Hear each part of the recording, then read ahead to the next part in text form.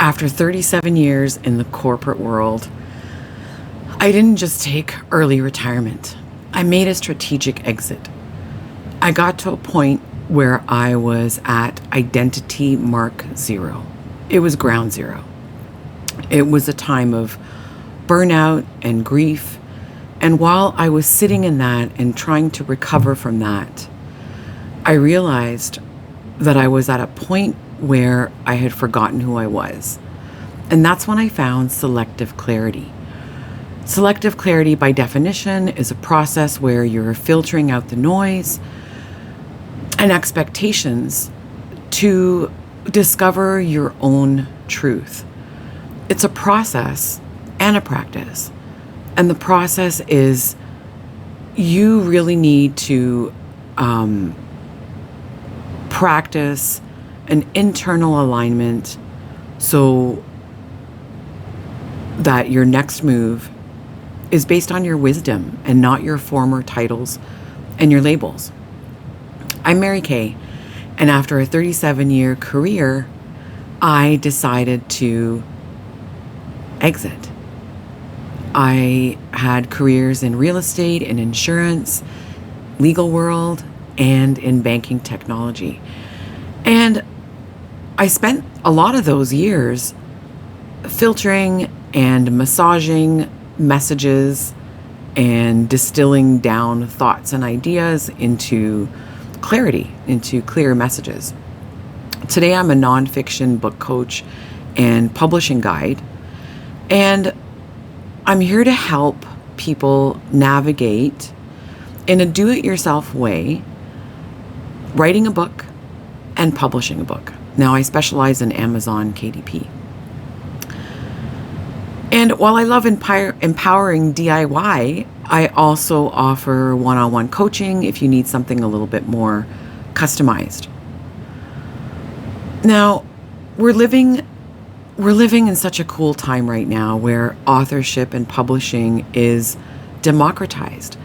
It's accessible to everyone for free. So that's what my channel is about. And I'll be talking about things like ideation, getting to the core idea of your book, structure, navigating the tools, and a little bit about mindset too, because as someone going through a book project myself, you can hit some roadblocks. You really can. Now, you might be wondering, okay, Mary, I've got tons of ideas. How am I going to sift through that entire mess and write a book? So I'll give you your first selective clarity tool. So you can ask yourself these 3 questions. Is this my voice, or is it a corporate script that I'm echoing, or some other echo? Does this serve the person I was 10 years ago? And if you see me looking down, I'm looking at my notes.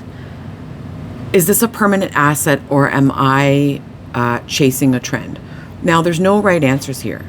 You can certainly chase trends with your book. That's fine. I think the important thing here is that if you can answer those 3 questions about your book, 50% of the work is done. And I think, writing a book isn't about adding more words. It's about filtering the ones that you already have. So I'm here to help. And I think I should tell you now what is my personal why as to why I left the corporate world to focus on books, writing them and also publishing them and helping other people DIY their books. My passion for this isn't just professional. It is personal. As a young child, I immigrated to Canada from England. I was 6. And Canada wasn't really multicultural at that time. And I felt a little bit different, and I looked a little bit different. I mean, look at this hair. And I was made fun of, and it was hard. And being bullied, I turned to books as my escape. I read the entire A to Z, volumes of my parents' Encyclopedia Britannica. Yep, I was that girl. So books saved me then, and I feel in a way that they've saved me today too.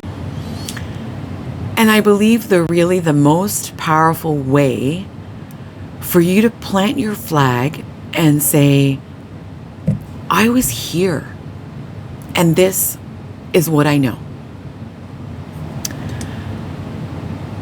From the girl who found her escape in encyclopedias and who today has finally found her own voice. The world needs more of your story.